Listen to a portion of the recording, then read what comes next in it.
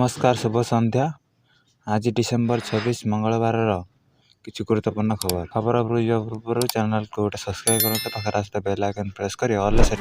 रातिर तापमात्रा धीरे धीरे बढ़िबार लगी। उपकूल ओडिशार अधिकांश स्थान में सर्वनिम्न तापमात्रा स्वाभाविक ठारू अधिक होइछि। सेमती कटक, भुवनेश्वर, बालेश्वर, पारादीप, चंदबारी, बालेश्वर, बारिपदा, गोपालपुर, फुलबाणी अनेक स्थान में स्वाभाविक ठारू 0.5 डिग्री रु 3 डिग्री पर्यंत अधिक रोचे। भर समय अधिक कुहुड़ी अनुभूत होती। राउरकेला और फुलबाणी दृश्यमान दूरता 50 मीटर रही। एभली कोरापुट, टिटलागढ़, भवानीपाटना, झारसुगुड़ा, सोनपुर, केन्दुझर, भुवनेश्वर परी दृश्यमान दूरता 100 रु 200 मीटर रही। अन्य पक्षरे कोरापुट पहाड़िया अंचल राज्यर सर्वनिम्न तापमात्रा 6.5 डिग्री रेकर्ड कर। फुलबाणी और सुंदरगढ़ और केन्दुझर जिले 10 डिग्री रही। अन्य सबुठ तापमात्रा 10 डिग्री उपरे थिला।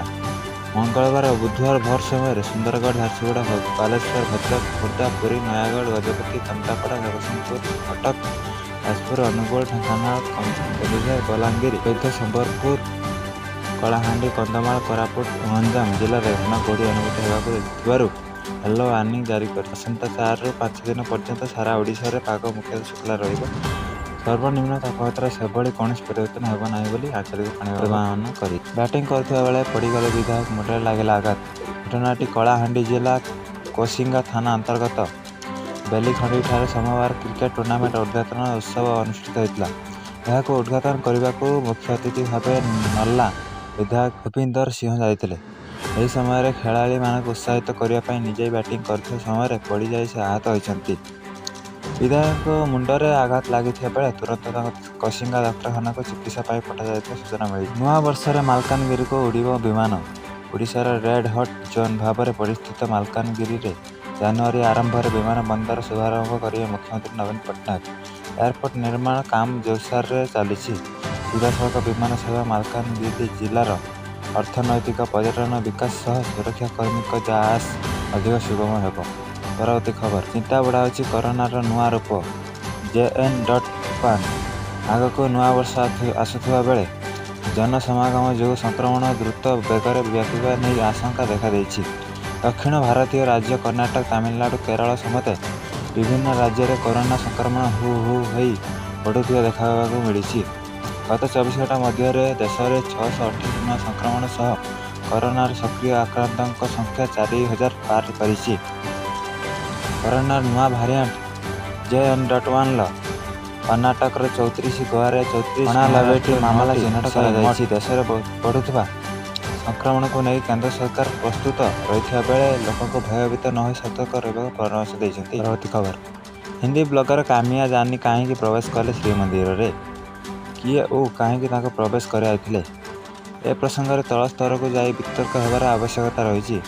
कामिया पांडियन एवं गौवंश विवाद प्रसंग में एभली मंतव्य रखिंट राज्य बीजेडी सभापति मनमोहन सामल। यह प्रसंग में वितर्क पर आह्वान करने सह कहते तत्कालीन प्रधानमंत्री इंदिरा गांधी भी चेष्टा कर श्रीमंदिर भीतर को जापारि नाथि। मंदिर स्वतंत्र नीति नियम विधि व्यवस्था को भंग कर श्रीमंदिर को नहीं विवादीय बयान दे दिने प्यारी महापात्र मध्य क्षमा मागिथिले बोली कहते मनमोहन। मनमोहन का एभली अभियोग नहीं राज्य सरकार किंबा श्रीमंदिर प्रशासन पक्षर कौन प्रतिक्रिया मिल पारे नहीं।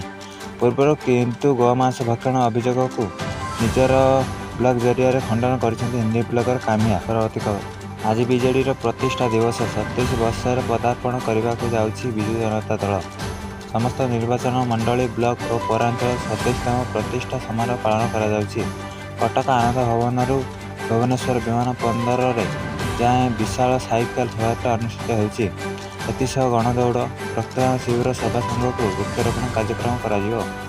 एक समृद्ध सशक्त और स्वाभिमान ओडिशा गठन पर व्यक्ति हेब लगी कर्मी मान शपथ नेबे। बिजुबाबू आदर्श गठन होता बीजेडी राज्य तथा राज्यवासी विकास आभिमुख्य नहीं काम कर बारंबार जन आशीर्वाद लाभ कर 24 वर्ष भितर लोक सेवा ओडिशार विकास कर आसुवा बीजेडी राजनैतिक कार्यक्रम सहित सामाजिक अंगीकार बद्धता पर अन्य सर्वभारतीय दल और आंचलिक दल मानक भितर स्वतंत्र स्थान पाई।